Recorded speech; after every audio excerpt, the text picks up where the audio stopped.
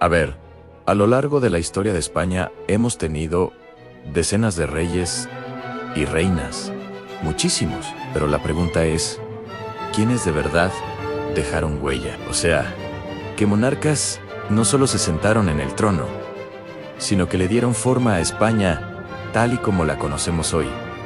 Y en muchos casos, al mundo entero. En este repaso, vamos a hacer justo eso. Una cuenta atrás para descubrir a los 5 soberanos cuyo legado sigue aquí con nosotros. Empezaremos por el número 5 y vamos a ir subiendo hasta el número 1. Hasta ese monarca que sin duda representa el punto más alto del poder español. Venga, pues vamos al lío. Arrancamos la lista en el puesto número 5 con Alfonso X, que seguro te suena más como el sabio, y es que su reinado es una historia de dos caras. Por un lado, un genio cultural con logros increíbles, y por otro, un rey que se pasó la vida metido en líos políticos. Hay una frase que lo clava: quiso gobernar Europa con la pluma y la espada. Es que es perfecto.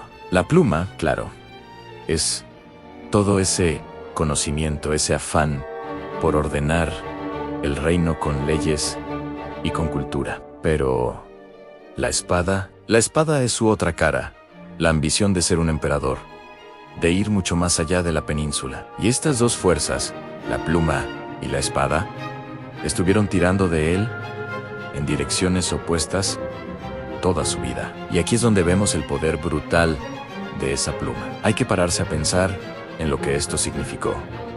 Las 7 partidas no eran solo un libro de leyes, que eran, digamos, el código genético del sistema legal de España y de gran parte de Hispanoamérica, y la Escuela de Traductores de Toledo, BAF. Eso era como el Internet del siglo XIII, un sitio donde todo el saber árabe y hebreo se traducía y se expandía por Europa, salvándolo del olvido. Básicamente, Alfonso construyó los cimientos intelectuales y legales de lo que vendría después. Claro que, si la pluma fue su gran éxito, la espada fue su gran fracaso. Esa obsesión por ser emperador del Sacro Imperio fue un sueño que le costó al reino una barbaridad de dinero y de problemas. Mientras en su corte se traducían obras clásicas, el resto del país estaba en llamas, con revueltas por todas partes. Y para rematar, una guerra civil contra su propio hijo. Es la gran paradoja de Alfonso X. Murió dejando un reino culturalmente riquísimo, pero políticamente hecho pedazos. Seguimos subiendo. Puesto número 4. Y aquí nos encontramos con Carlos III. El apodo lo dice todo, ¿verdad? El mejor alcalde de Madrid. Él es el rey por excelencia del despotismo ilustrado, esa filosofía que se resumía en todo para el pueblo, pero sin el pueblo. O sea, un rey con poder absoluto, sí, pero que usaba la razón y la ciencia para intentar modernizar el país y, en teoría, mejorar la vida de la gente. Para entender por qué le llamaban el mejor alcalde, solo hay que mirar Madrid. Antes de él, la ciudad se había quedado un poco anclada en el medievo, y él la puso patas arriba, en el buen sentido. Metió saneamiento, alumbrado público, algo revolucionario, y construyó esos grandes paseos y monumentos que hoy son icónicos, como la Puerta de Alcalá o el Museo del Prado. Básicamente, convirtió la capital en el escaparate de su proyecto de reforma para toda España. Pero ojo, que no se quedó solo en Madrid.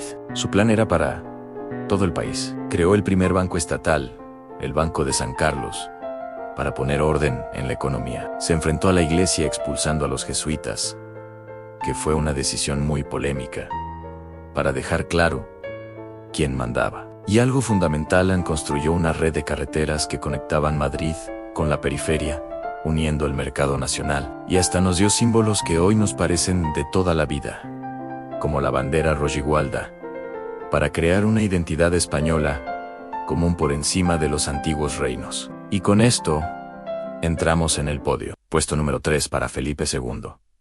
A él se le conoce como el rey prudente, y no era el típico rey de película que va a la batalla. No, era algo mucho más del siglo XVI.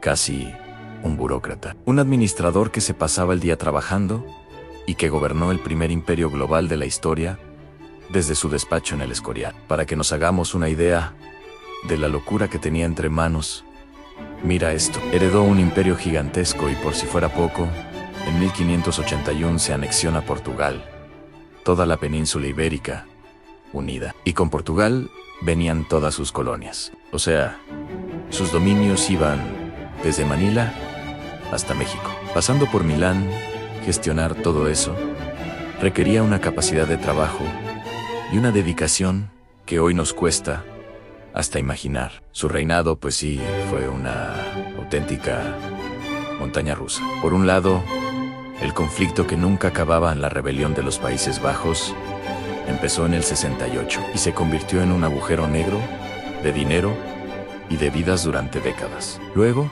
el momento de gloria absoluta en la victoria en Lepanto en el 71, una batalla naval épica que frenó en seco al Imperio Otomano y que se celebró en toda la cristiandad. Y después, la gran tragedia, el desastre de la Armada Invencible en el 88, un golpe durísimo a la moral y al poder naval español, del que ya nunca se recuperaría del todo. Justo al final de su vida, en su lecho de muerte le soltó esta frase a su hijo, el futuro. Felipe III, hijo mío, he querido que os halléis presente en esta hora para que veáis en qué paran las monarquías de este mundo. Es una reflexión tremenda, superlúcida y amarga, ¿no? Después de dejarse la vida intentando mantener unido ese imperio imposible, el rey prudente sabía mejor que nadie lo frágil que era todo y el peso enorme que llevaba encima. Nos acercamos al número 1, y la medalla de plata, el puesto número 2, es para una reina cuyo impacto es simplemente incalculable, Ana Isabel I de Castilla, la católica. Es que ella no fue solo una reina, fue la arquitecta de la España que conocemos hoy. Una figura clave cuyas decisiones no solo unificaron un país, sino que, literalmente, abrieron una nueva era en la historia del mundo. Para entender la dimensión de Isabel, basta con mirar un solo año, en 1492. Es que es increíble. En apenas 10 meses pasan 3 cosas que cambian la historia. Primero, remata la reconquista con la toma de Granada, unificando el territorio. Segundo, decreta la unificación religiosa con la expulsión de los judíos. Y tercero, le da el sí a un tal Colón y financia el viaje, que iba a cambiar el mapa del mundo para siempre. Pocos gobernantes en la historia pueden presumir de un año tan decisivo. Y estos fueron los ladrillos con los que construyó su nueva España. No se trataba solo de juntar reinos en un mapa, se trataba de crear un estado de verdad. Sometió a la nobleza, que hasta entonces campaba a sus anchas. Centralizó el poder, creó un estado fuerte, unificado, y lo dejó listo para dar el gran salto. No solo en Europa, sino al otro lado de un océano, hacia un mundo que nadie sabía que existía. Eso sí, y esto es innegable, este proyecto de unificación tuvo un coste humano enorme. La creación de la Inquisición o los decretos de expulsión son la cara B, la sombra de su legado. Un recordatorio de que esa construcción de una nación se hizo con métodos que, vistos desde hoy, son profundamente controvertidos. Y llegamos al número 1, al monarca que, sin discusión, representa la cumbre, el pico más alto del poder español en toda su historia. No fue solo rey de España, fue mucho más aún. Fue emperador del Sacro Imperio Romano Germánico, Carlos I de España y V de Alemania. Y la palabra que lo resume todo es emperador. Hay que quitarse de la cabeza la idea de un rey normal gobernando un solo país. Carlos no gobernaba una nación, gobernaba un puzzle de reinos, de pueblos y de idiomas que iba desde Viena hasta Perú. En su figura, jugaba en una liga completamente distinta en la política europea de la época. Es que lo de su herencia fue una auténtica locura. Por un lado, De sus abuelos maternos, los reyes católicos, se lleva toda España, el sur de Italia y el imperio que estaba naciendo en América. Y por el otro, de sus abuelos paternos, le caen todas las tierras de los Habsburgo, en el centro de Europa. Y además, el título de emperador.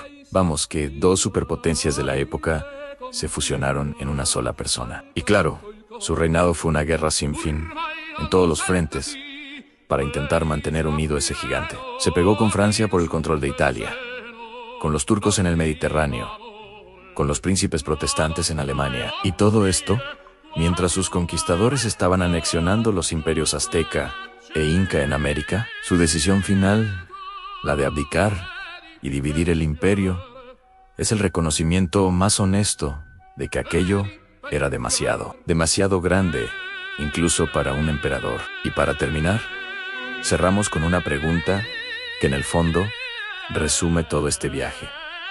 ¿Qué es lo que hace grande a un gobernante? La visión cultural de un Alfonso X, las reformas prácticas de Carlos III, la administración casi obsesiva de Felipe II, esa voluntad de hierro para unificar de Isabel I, o la ambición global sin límites de Carlos I. La respuesta quizá no solo defina a un rey, sino a toda una época. Si te ha gustado, suscríbete y cuéntanos en los comentarios qué monarca crees que falta en esta lista. Gracias por vernos.